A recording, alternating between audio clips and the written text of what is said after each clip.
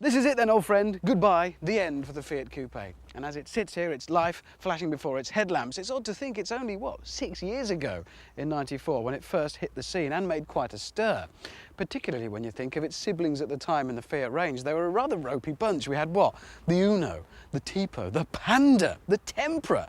But it wasn't just the Fiat range that the Coupe stood out from. It was everything.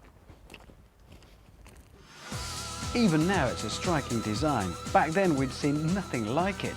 The dynamic body shape alone was enough to make it stand out, but it was the extra little touches that made it every inch the mini Ferrari.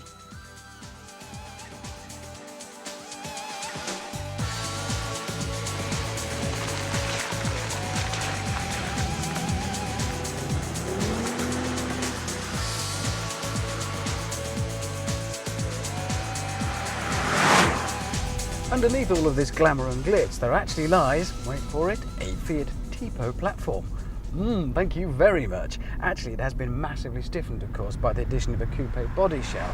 That said, you can still feel it twisting, particularly when you've got the kind of power going through it that this car's got. Mind you can forgive it a lot of that just for having this shiny body-coloured panel on the dashboard. Probably again due to that chassis, the steering certainly isn't the most precise of operations and it gets a little bit woolly on bends and we do find we're lacking grip. But that's compensated for because when you pull in to fill up with petrol, you've got that gorgeous filler cap to deal with. You'll feel like you're in a Le Mans race. Even though it is an older design that's on its way out, basically, it'll still turn heads and attract attention.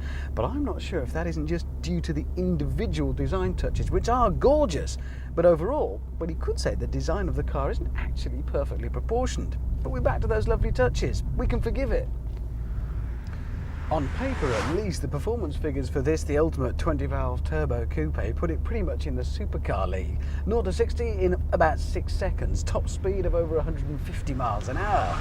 But 220 brake horsepower through the front wheels can make for a bit of a scrabble if you take off in a hurry. The slightest ripple in the road and that's it.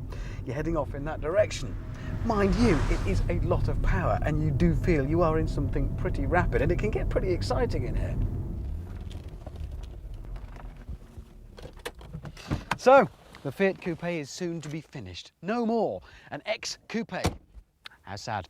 Still, whenever it gets to wherever old coupes go after this life, it'll be amongst some pretty illustrious company, including glorious old stages like the VW Corrado, quite possibly one of the best front-wheel driven coupes ever made, and the Vauxhall Calibra. Love it or loathe it, it was certainly striking.